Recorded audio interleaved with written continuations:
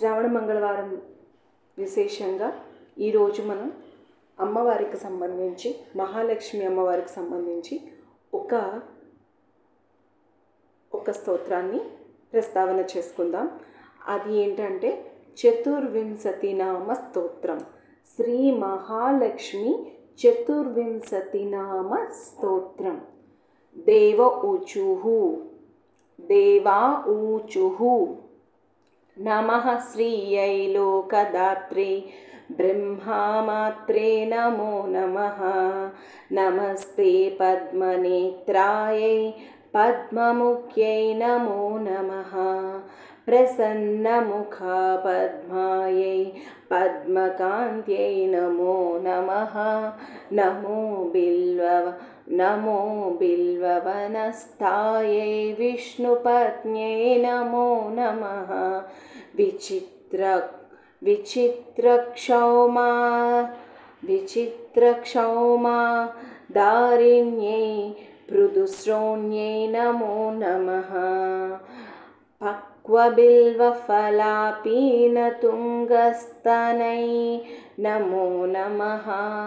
సురక్తపద్మపత్రాభకర పాదతలే శుభే. సురత్నాంగాదకేయుకాంచీనుపురశోభితే. యక్షకర్దమసంలిప్తసర్వాంగే కటకోజ్వలే. మాంగళ్యాభరణైశ్చితైర్ముక్తా హారైర్విభూషితే.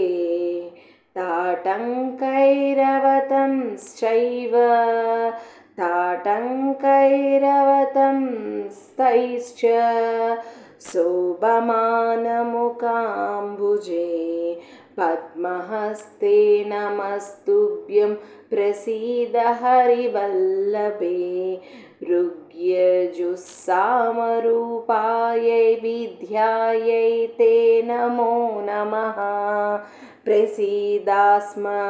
ప్రసీదాస్మాన్ కృపాదృష్టిపాతైరలోకయాబ్ధిజే. ये दृष्टास्ते त्वया ब्रह्मरुद्रेन्द्रत्वं समाप्नुयुः. इति श्रीवराहपुराणे श्रीवेङ्कटाचलमाहात्म्ये नमोऽध्याये देवादिकृतश्रीलक्ष्मीस्तुतिर्नाम महालक्ष्मी चतुर्विंशतिनामस्तोत्रम्. विष्णुवल्लभिने नमः.